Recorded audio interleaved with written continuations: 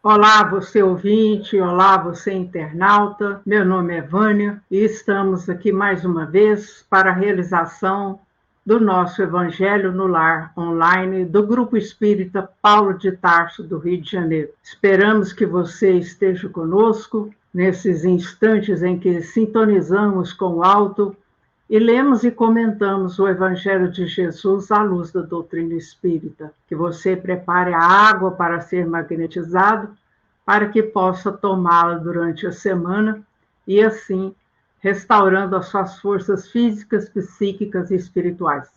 Vamos fazer a nossa prece inicial para darmos sequência ao encontro de hoje. Mestre Jesus, a direção espiritual do nosso Evangelho lá, aqui nos encontramos mais uma vez para esse momento de estudo e oração, em que louvamos, agradecemos e pedimos. Agradecemos, Senhor, por tudo que temos recebido, pelas oportunidades abençoadas de aprendizado, de serviço no bem. E pedimos, Senhor, o amparo para todos aqueles encarnados e desencarnados que nesse momento sintonizam conosco, para lermos e comentarmos o seu evangelho de amor e de luz.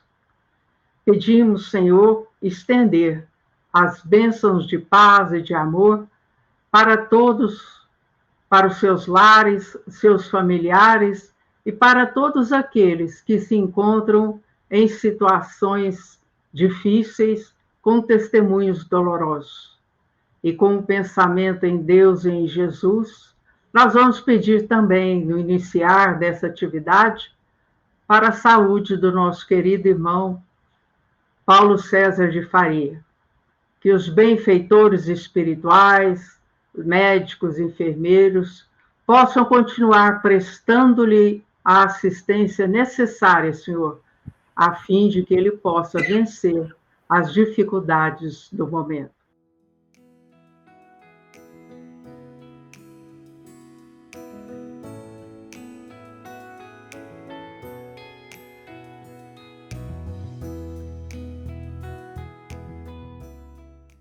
E assim, em seu nome, nós iniciamos o nosso encontro de hoje, passando a palavra para nossa irmã Norma. Que assim seja, graças a Deus.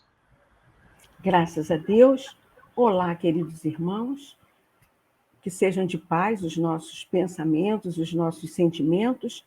Vamos então dar início às leituras e reflexões, do capítulo 8 do Evangelho segundo o Espiritismo. Bem-aventurados aqueles que têm o coração puro, deixai vir a mim as criancinhas. Item 1. Bem-aventurados aqueles que têm o coração puro, porque verão a Deus. São Mateus, capítulo 5, versículo 8. A pureza do coração, meus irmãos, ela é conquistada gradualmente, né? Não é uma coisa rápida. Então, sabedor das nossas imperfeições, o Pai nos permite diversas encarnações na matéria ao longo de séculos, para que nós possamos empreender a nossa reforma íntima a partir do conhece a ti mesmo, não é? E assim, com esforço e persistência, o espírito imortal vai se desenvolvendo na pureza do coração, ao burilar as suas imperfeições. Portanto, meus irmãos, ser puro de coração é estar entre aqueles que amam o Senhor, que buscam segui-lo e guardam seus mandamentos, que se esforçam por viver uma vida virtuosa e permanecem fiéis até o fim. Neste objetivo, é importante cultivar virtudes como o perdão, a compaixão, a gratidão, a humildade e a honestidade, ou seja, buscar sempre a orientação espiritual e aplicar esses ensinamentos sagrados em sua vida diária. Assim, a pureza se revela, nas ações nossas do cotidiano, nos gestos de amor despretensioso e na capacidade de enxergar a beleza no mais simples dos momentos. Ter um coração puro é carregar consigo a luz da verdade, a chama da compaixão e a inocência da alma. Alguns irmãos conseguiram essa conquista, não é? Chico Xavier, Madre Teresa, irmão Dulce, São Francisco de Assis, né? Entre outros. E eu trouxe para vocês uma linda história que eu ouvi, narrada pelo Adelino da Silveira, um irmão que conviveu com Chico. Então, ele diz que naquele tempo que ele está fazendo a narrativa, as sessões do Chico se estendiam pela madrugada, entendeu? Mas o que chamava a atenção dele é a presença de um irmãozinho chamado Jorge, não é?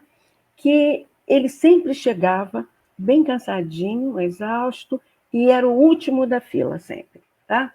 Então, quando ele chegava, ele estava trôpego de cansaço. Ele tinha a pele escura, Adelino começa a descrevê-lo, né? Tinha os pezinhos rachados, quase sempre com ferida nos lábios, e dava a impressão que pouco tomava banho, entendeu? Seu corpo magrinho e mal alimentado exalava odor desagradável, e na boca ele tinha alguns dentes cariados. Então, quando ele falava, ele exalava mau hálito. Porém, ele chamava a atenção do nosso irmão Adelino pela alegria que ele demonstrava quando chegava perto do Chico. E assim, os olhos dele quase inundavam-se de luz. E aí, o Chico recebia ele com muito amor e falava para ele, né? Como vai a vida, Jorge? Aí ele falava assim, tio Chico, eu acho que a vida é uma beleza. Olha que coisa, gente. Às vezes a gente tem tanto e reclama, né? E aí Chico perguntava, como foi a sua viagem? Ele morava tão longe que o Chico considerava que ele fazia uma viagem para ir lá. Aí ele respondia, tio Chico, eu vim parando debaixo das árvores, olhando as flores que Deus plantou. Aí o Chico falou, e o que você gosta mais de olhar? Aí ele falou, o azul do céu, tio Chico. Às vezes eu penso que nosso Senhor Jesus Cristo está me espiando por detrás de uma nuvem. Então, o Chico demorava-se mais com ele do que com os outros, né? E isso incomodava, né, o Adelino. Ele pensava, ué, por que o Chico não diminui o tempo do Jorge? Porque ele exalava maus odores, né? E aí que trazia desconforto, né? Aí ele falou, puxa, tem tanta gente, o Adelino julgando, né? Tem tanta gente que vem de regiões distantes, de Manaus, de outras cidades distantes, e o Chico se demora mais com ele. Mas aí, mais tarde, esse nosso irmão que nos narra, ele foi entender que o Chico seria capaz, era o único que seria capaz de parar para ouvir o Jorge, né? Porque ninguém lhe dava atenção. E aí ele diz que os irmãos espíritas ali da casa, quando ele se aproximava, davam rápido uma contribuição para ele em dinheiro, para que ele se afastasse deles logo, entendeu? Então era aquela caridade mais para si, né, de se poupar do odor, do que para ajudar o irmão. E aí ele ia comprar as coisinhas que ele necessitava, botava lá na sacolinha dele, e aí, quando o Adelino achava que já havia terminado, né, aí o Chico falava assim, agora nosso irmão Jorge vai declamar uns versos para nós. Aí ele declamava 2, 3 versos. E o Adelino já estava doido para aquilo acabar, achava que tinha acabado. Aí o Chico falava para ele, agora ele vai... Eu lembrei que ele tem um verso que eu gosto muito, você sabe qual é? Aí ele falou, qual? Aí o Chico falou, aquele da moça que você ia roubar. Aí ele se empolgou todo, já lembrei. E aí ele começou, depois que percebeu que estava todo mundo parado para ouvi-lo, e aí o Adelino falou que em plena madrugada a casa espírita do Chico fervilhava de gente, porque as pessoas queriam ouvir o diálogo dele com o Jorge, entendeu? Aí ele pega, começa a falar o versinho, né? Menina, penteia o cabelo, joga as tranças pra cacunda. Queira Deus que eu não te leve do domingo para segunda. Aí ele diz que ria todo mundo, né? Ria o Chico, ria o Jorge, ria todo mundo que estava ali presente. E aí ele se aproximava do Chico, beijava a mãozinha do Chico. O Chico beijava a mãozinha dele. Aí o Chico, além disso, beijava o rosto dele nos dois lados. E ele retribuía. Mas quando ele fazia isso, até aquele sorriso, aquele alegria que ele ficou de poder recitar aquele versinho, era dolorido, porque ao sorrir abria a fenda do machucadinho. Então, ao beijar o Chico, ele marcava o rostinho do Chico de sangue. E aí o Adelino diz que nunca viu o Chico recuar, nem fazer nenhuma alusão de que estava sentindo mau cheiro, nem na presença dele, nem quando ele ia embora. Então, o próprio Adelino, às vezes, molhava um pano de prato na torneira e limpava o rosto do Chico do que eles chamavam carinhosamente o beijo do Jorge, entendeu? E assim o tempo foi passando, até que numa determinada noite, muito fria, lá em Uberaba, ele desencarna o Jorge. Esquecido do mundo, de todos, mas não esquecido de Deus. Aí o Chico contou para os co-irmãos, né, que a personalidade sublime do nosso Senhor Jesus Cristo veio pessoalmente buscar esse homem de pele escura, pés rachados, cabelo enrolado, não é? Que os lábios também estavam rachados, tinha mau hálito, tinha mau cheiro, mas o Cristo foi até ele, retirou-o do corpo envolto em pedaços de coberta e depois aconchegou-o junto ao peito. E então lançou-se ao espaço, levando o Jorge com ele como se carregasse o mais querido de todos os seus filhos. Então, meus irmãos, o Jorge, com certeza, já havia desenvolvido, não é? Essa maravilhosa doçura, né? Que o Evangelho nos falam que tem aquelas pessoas puras de coração. E o Chico também, claro, né? Então, vamos para o item 2. Então, apresentaram-lhe criancinhas, a fim de que ele as tocasse. E como seus discípulos afastassem com palavras rudes aqueles que as apresentavam, Jesus, vendo isso, se zangou e lhes disse: Desculpa, querido, deixai vir a mim as criancinhas, e não as impeçais, porque o reino dos céus é para aqueles que se lhes assemelham. Eu vos digo a verdade: quem não receber o reino de Deus como uma criança, nele não entrará. E, as tendo abraçada, as abençoou, impondo-lhes as mãos. São Marcos, capítulo 10, versículos de 13 a 16. Então, vamos fazer umas considerações, né? Lá na questão 385 do Livro dos Espíritos, a espiritualidade nos esclarece. Não conheceis o que a inocência das crianças oculta. Não sabeis o que elas são, nem o que foram, nem o que serão.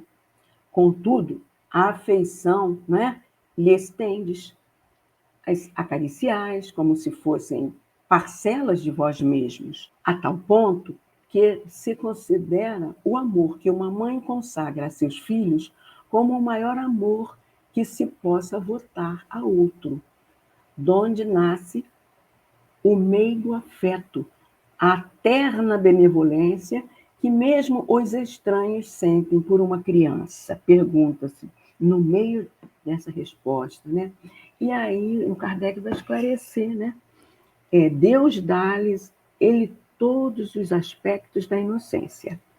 Ainda quando se trata de uma criança de maus pendores, cobrem-se-lhe as más ações com a capa da inocência, ou seja, meus irmãos, tem o véu do esquecimento, né? Essa coisa toda. Então, não foi, todavia, mais à frente a resposta diz, por elas somente que Deus lhes deu esse aspecto de inocência. Foi também e, sobretudo, por seus pais, de cujo amor necessita a fraqueza que as caracteriza.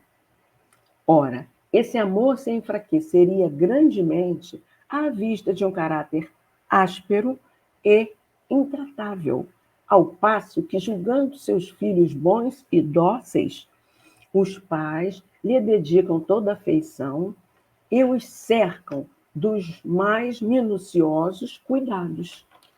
Desde que, porém, os filhos não mais precisam da proteção e assistência que lhes foram dispensadas durante os 15 ou 20 anos iniciais da vida, né?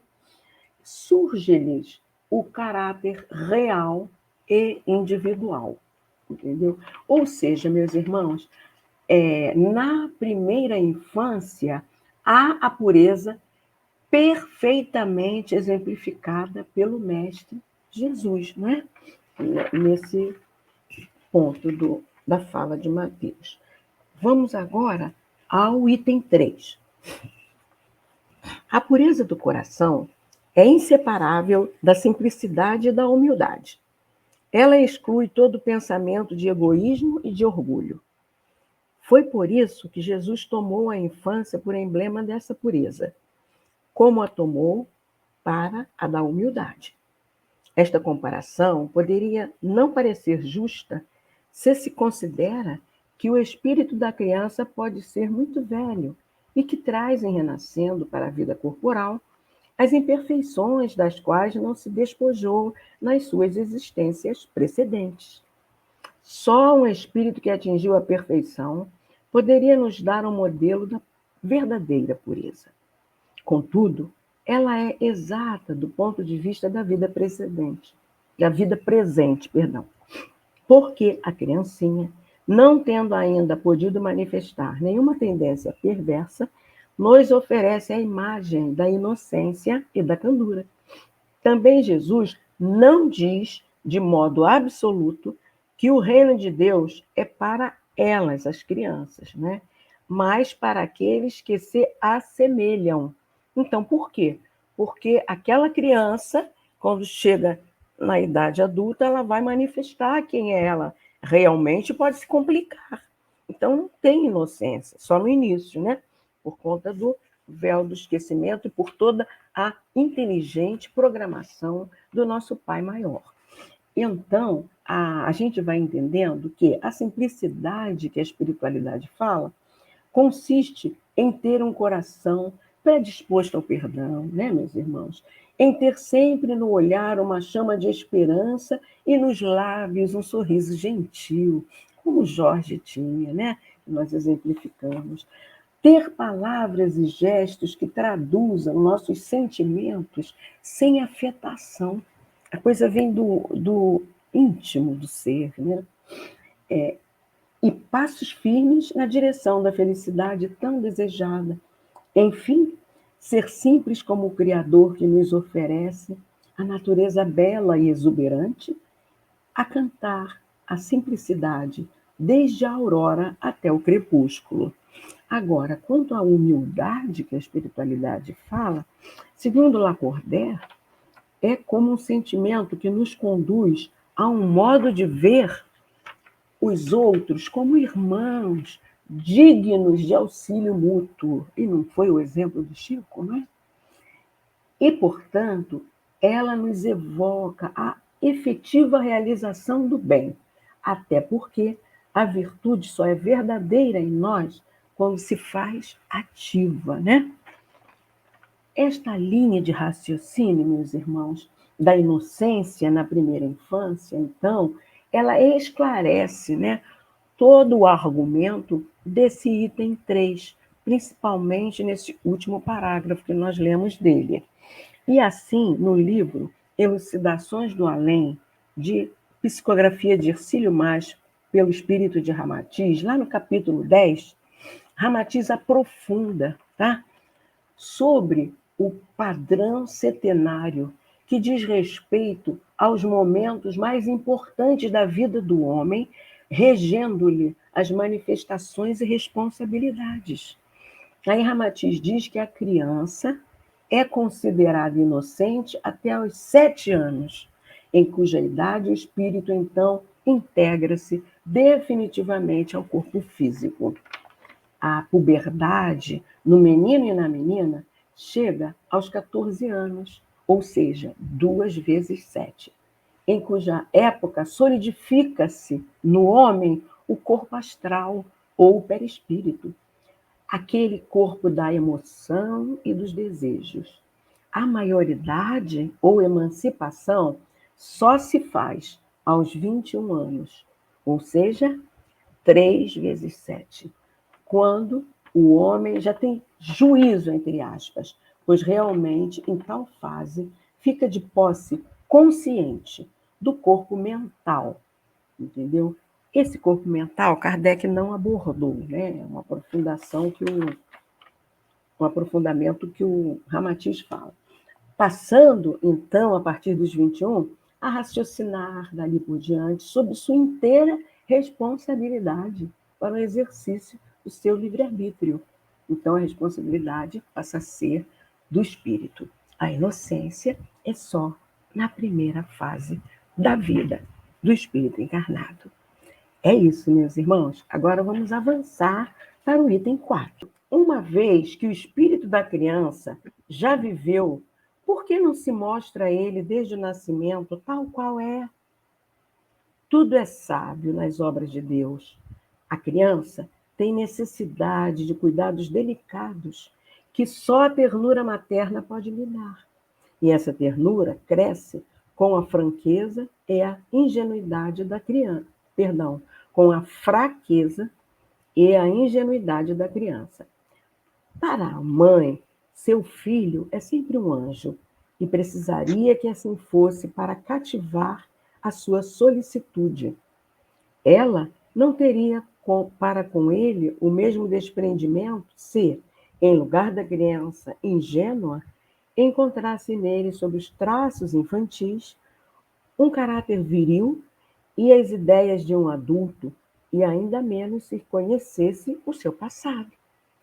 Seria preciso, aliás, que a atividade do princípio inteligente fosse proporcional à fraqueza do corpo, que não poderia resistir a uma atividade muito grande do espírito, assim como se vê entre as crianças muito precoces. É por isso que, desde a proximidade da encarnação, entrando o espírito em perturbação, perde pouco a pouco a consciência de si mesmo. Ele está, durante um certo período, numa espécie de sono durante o qual todas as suas faculdades se conservam em estado latente. Esse estado transitório é necessário para dar ao espírito um novo ponto de partida e o fazer esquecer, em sua nova existência terrestre, as coisas que a poderiam entravar. Seu passado, entretanto, reage sobre ele. Renasce para a vida maior, mais forte, moral e intelectualmente, sustentado e secundado pela intuição que conserva da experiência adquirida. Agora as considerações do nosso irmão Hernandes. Minha saudação a todos. Obrigado pela oportunidade. E nós vamos iniciar aqui o capítulo 8, item 4, a simplicidade e pureza do coração, como Dona Norma acabou de nos apresentar. Perfil moral. Vamos examinar o perfil moral psicológico da criança. Eu me pautei na parte escrita e também na minha vivência de magistério com criança de todo tipo, criança de todo tipo, um tipo só, das idades variáveis, a partir de 3, 4, 5 anos, por aí afora, de modo que a gente vai ensinar, mas acaba aprendendo muito com as crianças. Criança é um dicionário de sabedoria para nos passar. Então, o perfil moral psicológico da criança. Simples, puro, frágil, ingênuo, semelhante à angelitude, assim o pensamento materno. As atitudes metapsicológicas infantis vão amadurecendo por fases. A primeira fase se dá até os 7 anos. E na segunda, a partir dos 10. Até 12 anos, 13, aí cessa a infância e entra a adolescência. Um dos períodos mais bonitos da vida, poéticos. Então, o jovem inventa, cria, sonha. Ambos são marcantes em espontaneidade e naturalidade, enquanto transição da criança à adolescência. Como disse, um dos mais belos momentos da vida, na poesia infantil, a descoberta da vida, mudanças internas e externas, desenvolvimento e eclosão da manifestação psicológica, morais e espontâneas. O essencial aí é a descoberta do eu, o corpo físico, o corpo mental. A adolescência é a fase da poesia, realmente, em que aflora a personalidade, saída da infância, os sonhos, os planejamentos. O ser é rico em ideias e ideais, em estados latentes. Ou seja, a grande transição, o despertar de uma nova realidade, transição, criança para adolescente, fase marcante da criança, da construção da personalidade. A vivência de uma nova realidade mais poética e imaginação para a realidade. A mudança interna nos campos psicológicos do sonho e da poesia. É como uma nova existência, saída de um ciclo de vida vivida e oportunidade de nova vida, experiência, evolução. Tal o progresso da evolução humana. É conforme Deus programa e faz acontecer o processo da evolução do homem no mundo. O que se observa aqui? Que para as mães, seu filho é eterna criança. É um anjo. Mas isso é o sentimento elevado das mamães, que elas continuem sonhando, permitindo que seus filhos estejam sempre a elas vinculados, mais com o coração do que com a mente. Felizes os filhos que aprendem tanto a receber quanto a doar o amor à sua mãe, a seus pais. Mas a mãe, o pai que me desculpe, mas ele não está ao nível da mãe em termos do amor aos filhos. Era isso.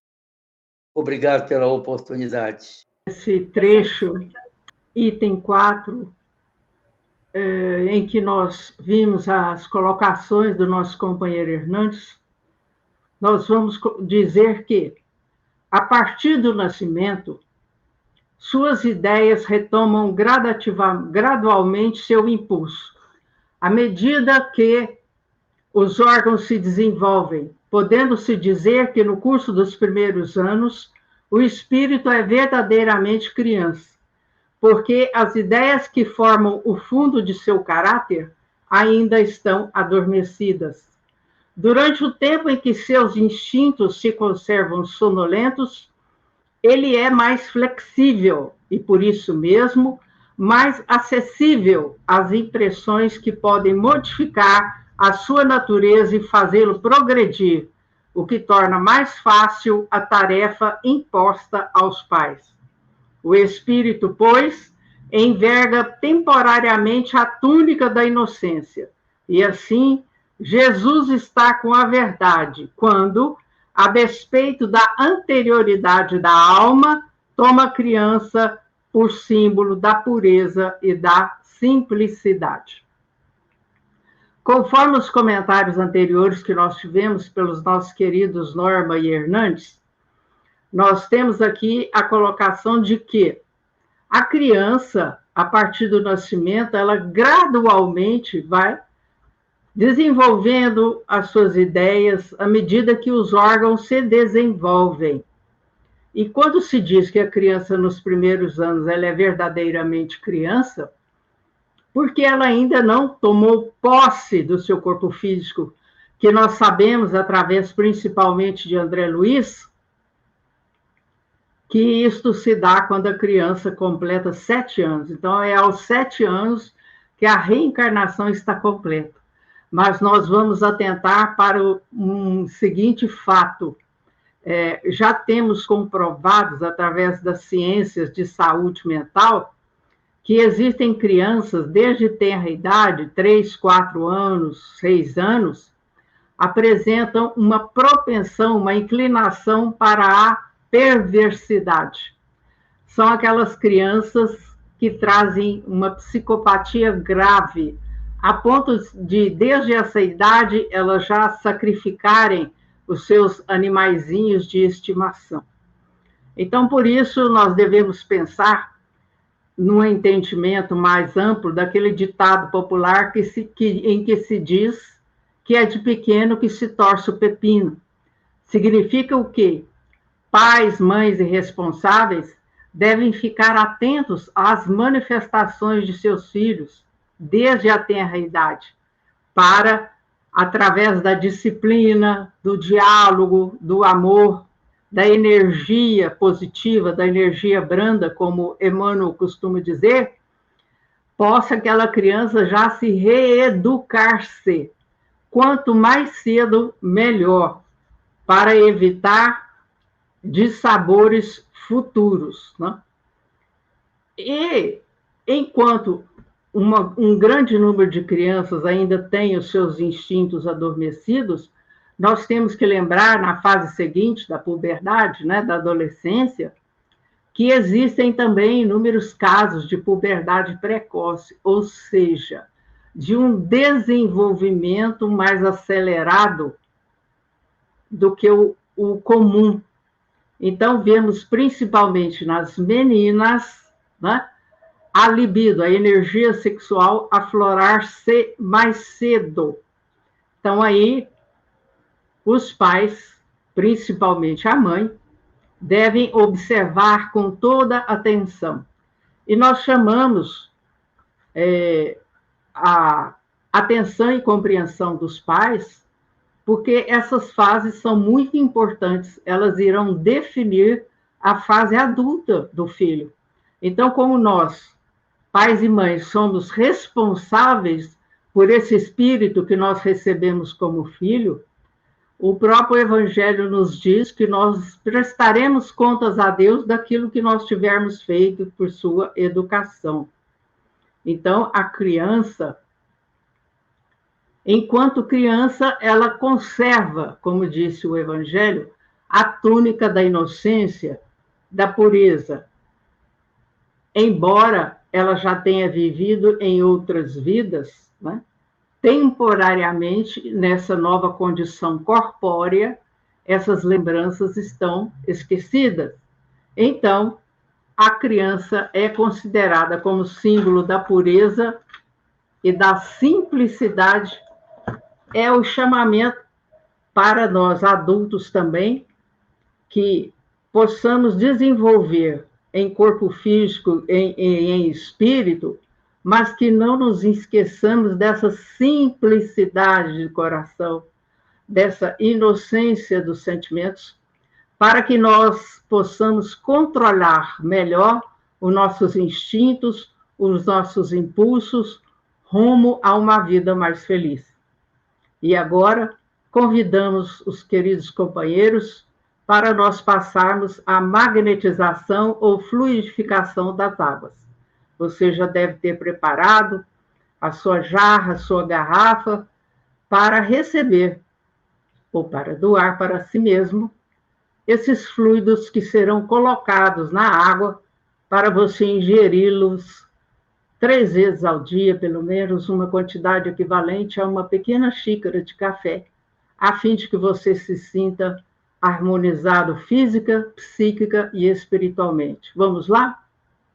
Mestre Jesus, médico de nossas almas, aqui estamos pedindo, Senhor, que possam ser colocados nas águas os medicamentos de que nós precisamos para nos sentirmos fortalecidos, para que nós tenhamos mais energia, para que os nossos órgãos possam funcionar de maneira mais harmoniosa.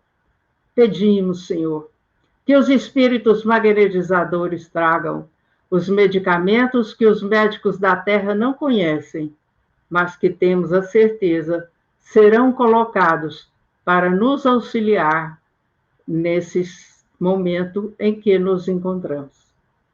E assim, Senhor, agradecemos por tudo que recebemos nesses instantes, por esse aprendizado, a todos aqueles que estão conosco, encarnados e desencarnados, a direção espiritual de nossa reunião. E agora os convidamos para a nossa prece final. O momento em que nós agradecemos a Deus por conhecer o Evangelho de Jesus à luz da doutrina espírita. Que os comentários, o estudo, possam nos conduzir às boas e necessárias reflexões, a fim de que nós possamos encontrar a paz, a alegria e a felicidade. Que todos possamos ter um final de semana em paz, em alegria, uma semana vindoura, com muitas bênçãos, para que todos nós, toda a humanidade encarnada e desencarnada, o planeta Terra, possamos vencer os obstáculos da transição. E assim, Jesus, em seu nome, da direção espiritual de nosso estudo do Evangelho, nós o damos por encerrado neste momento. Que assim seja, graças a Deus, e até o nosso próximo encontro. Um grande abraço a todos.